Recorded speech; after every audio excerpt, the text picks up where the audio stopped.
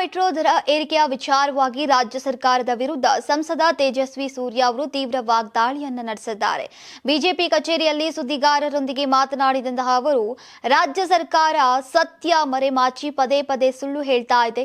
8 ತಿಂಗಳ ಹಿಂದೆ ಅಷ್ಟೇ 71% ದರ ಏರಿಸಿ ಜನರಿಗೆ ಬರೆ ಎಳೆದಿದ್ರು. ಆ ಹೊಡೆತದಿಂದ ಚೇತರಿಸಿಕೊಳ್ಳುವಷ್ಟರಲ್ಲೇ ಮತ್ತೆ ಈಗ ಬೆಲೆ ಏರಿಕೆ ಮಾಡೋಕೆ ನಿರ್ಧಾರ ಮಾಡಲಾಗಿದೆ. ಈ ಮೂಲಕ ನಮ್ಮ ಮೆಟ್ರೋ ದೇಶದಲ್ಲೇ ಅತಿ ದುಬಾರಿ ಮೆಟ್ರೋ ಎಂಬ ಕುಖ್ಯಾತಿಗೆ ಪಾತ್ರವಾಗಿದೆ ಅಂತ ಆಕ್ರೋಶವನ್ನ ಹೊರಹಾಕಿದ್ದಾರೆ. ಬೆಲೆ ಏರಿಕೆ ನಮ್ಮ ಕೈಯಲ್ಲಿಲ್ಲ, ಕೇಂದ್ರದ ಕೈಯಲ್ಲಿದೆ ಅಂತ ಮುಖ್ಯಮಂತ್ರಿಗಳು ಹೇಳ್ತಾ ಇರುವುದು ಶುದ್ಧ ಸುಳ್ಳು.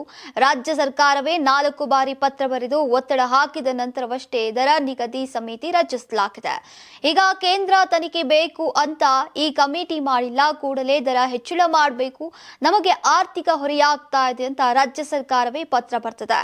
ಅಷ್ಟೇ ಅಲ್ಲದೆ ಪ್ರತಿ ವರ್ಷ ದರ ಹೆಚ್ಚಳ ಮಾಡಬೇಕು ಅಂತ ರಾಜ್ಯ ಸರ್ಕಾರದ ಅಧಿಕಾರಿಗಳೇ ಈ ಸಮಿತಿಗೆ ಸಲಹೆಯನ್ನ ನೀಡಿದ್ದಾರೆ.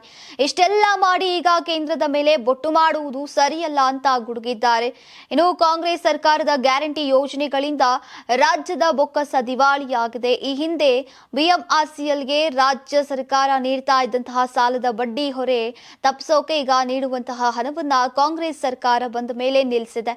ರಾಜ್ಯ ಮತ್ತು ಕೇಂದ್ರದ ನಡುವಿನ ಎಂಒಯು ಪ್ರಕಾರ ಬಿಎಂಆರ್ಸಿಎಲ್ ಕರ್ತವ್ಯವೇ ದರ ನಿಗದಿ ಮಾಡುವುದಾಗಿದೆ. ಆದರೆ ರಾಜ್ಯ ಸರ್ಕಾರ ಆರ್ಥಿಕ ಸಹಾಯ ನಿಲ್ಲಿಸಿ ಈಗ ಜನಸಾಮಾನ್ಯರ ಮೇಲೆ ಹೊರೆ ಹೊರಿಸ್ತಾ ಇದೆ. ಇದು ಬಡವರಿಗೆ ಮಾಡ್ತಾ ಇರುವಂತಹ ಅನ್ಯಾಯ ಅಂತ ಕಿಡಿಕಾರಿದ್ದಾರೆ. ಇನ್ನು ಮಾಧ್ಯಮಗಳ ಮುಂದೆ ಸಿಎಂ ಸಿದ್ದರಾಮಯ್ಯ ಅವರು ಕೇಂದ್ರವೇ ದರ ನಿಗದಿ ಮಾಡುತ್ತೆ ಎಂಬ ಹೇಳಿಕೆಗೆ ಈಗ ಆಕ್ರೋಶವನ್ನ ವ್ಯಕ್ತಪಡಿಸಿದ್ದಾರೆ. ನಾವೇನು ಅನಕ್ಷರಸ್ಥರ, ನಮಗೆ ಓದೋಕೆ ಬರೋದಿಲ್ವಾ? ಕೋರ್ಟ್ ಆದೇಶದಲ್ಲಿ ಏನಿದೆ ಅನ್ನುವುದು ಗೊತ್ತಾಗೋದಿಲ್ವಾ? ಮಾಧ್ಯಮಗಳ ಮುಂದೆ ಬಂದು ಹೀಗೆ ಸುಳ್ಳು ಹೇಳ್ತಿರಲ್ಲ, ನಿಮಗೆ ನಾಚಿಕೆ ಆಗಲ್ವಾ? ಏನ್ ತಿಂತೀರಿ ನೀವು ಅಂತ ಏಕವಚನದಲ್ಲಿಯೇ ವಾಗ್ದಾಳಿಯನ್ನು ನಡೆಸಿದ್ರು.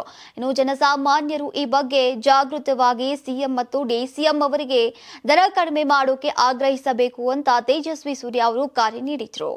ಯಾರಾಗ್ತಾರೆ ಎಂಎಲ್ಎ ಅಭ್ಯರ್ಥಿ 2028 ಶೀಘ್ರದಲ್ಲೇ. ಪ್ರತಿದಿನ ಒಂದೊಂದು ಕ್ಷೇತ್ರದ ಟಿಕೆಟ್ ಆಕಾಂಕ್ಷಿಗಳ ಸಂಪೂರ್ಣ ಮಾಹಿತಿ ಪೊಲಿಟಿಕಲ್ ಜರ್ನಲಿಸ್ಟ್ ಕೆಎಂ ಶಿವಕುಮಾರ್ ಅವರಿಂದ.